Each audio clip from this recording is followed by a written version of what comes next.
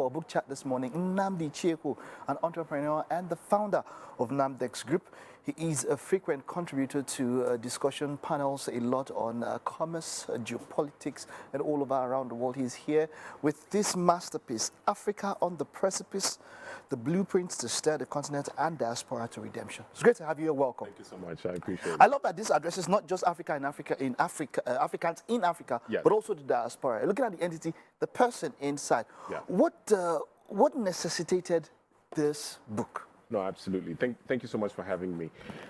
If we take a look at Africa today, I don't think any of us can be pleased in terms of what we see. And I mean this in reference to some of the economic dislocation that we're seeing, the civil wars and the general unrest.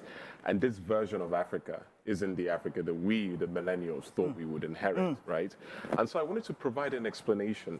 How did we get here? And look at it historically, look at it from an economic standpoint, and also from a cultural standpoint. And it's important that we do that because one theme that is quite strong over the last few centuries, and certainly the last few decades, is that if we have had one deficit as far as African governments and leaders are concerned, is that we haven't been paying attention to geopolitical events. Therefore, we have been victims to them. And I am seeing indications of that again in this early part of the century. But it could have fatal consequences. Wonderful. I like this. Chapter 1 says we were great. Yeah. Then we were naive. Yeah. Now we are confused. Yes. Let's go through chapter 1. What is it you're trying to pass across here? No, so unfortunately, there's this misconception that we haven't been great at some point. And we were. Africa was successfully producing wonderful empires and kingdoms right until the 15th century, right? And this is from East Africa to Southern Africa, all the way to West Africa. And these kingdoms and empires were relevant not only in the African context, but internationally. So I asked myself, at what point did we begin to go left? Because it's not, when we talk about Africa today, it seems the conversations around, well, why can't we get it right? And that's not the case. We did get it right for a number of centuries, right? Now, where we began to go left is when we began to a certain degree, lose our culture, and then also how we reacted to new systems and new people that we were effectively encountering. And what I mean by that is, for instance, how we interacted with capitalism, how we interacted with globalization, and so on.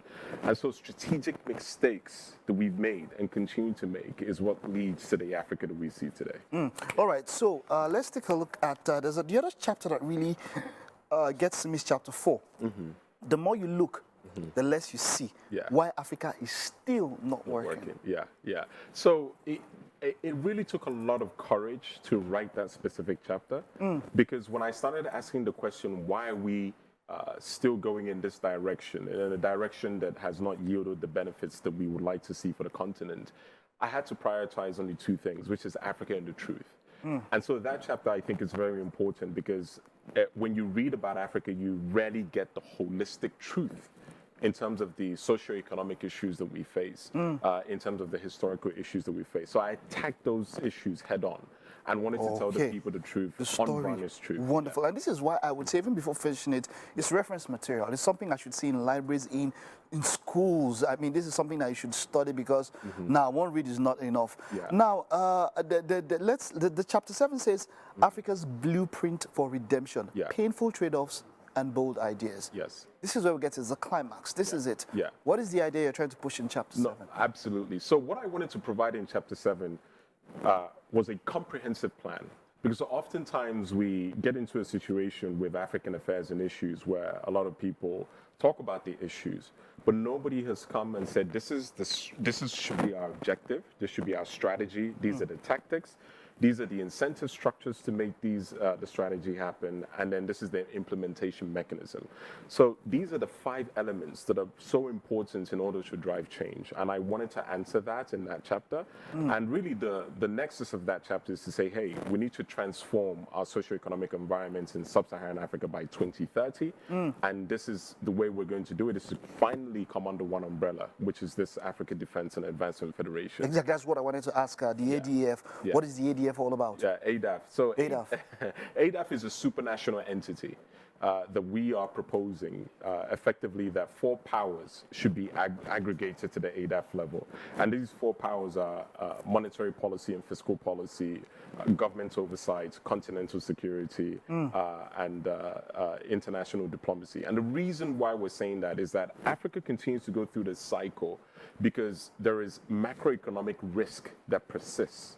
But if we aggregate these 4 powers that I just talked about to a neutral, objective, principle-based, fact-based entity that is not politicized, that can't be abused by African governments, then presidents and administrations can focus fully on the structural reforms that are necessary to move African countries forward.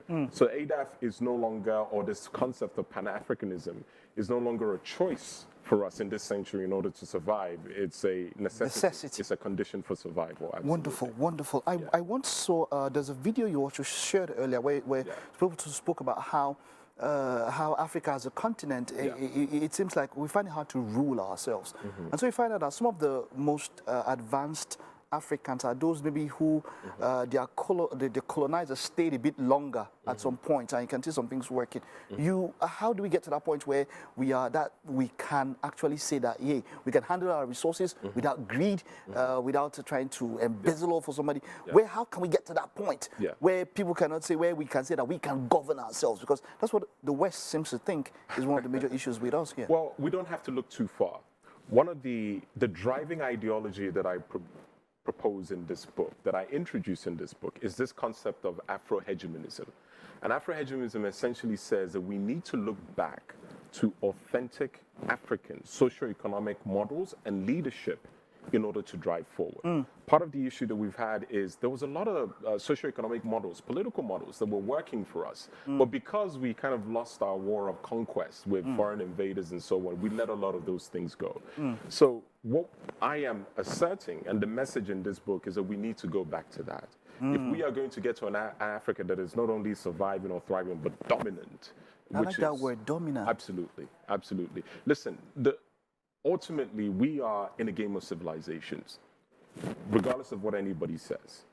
And in the game of civilizations, there is no medal for second place. You're either winning or losing. Our objective in the 21st century is to win.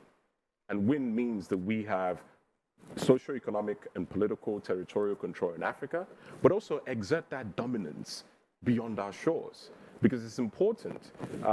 We live in a world today where, quite frankly, the Western and Eastern world no longer have credibility to dictate affairs on this planet, as far as I'm concerned.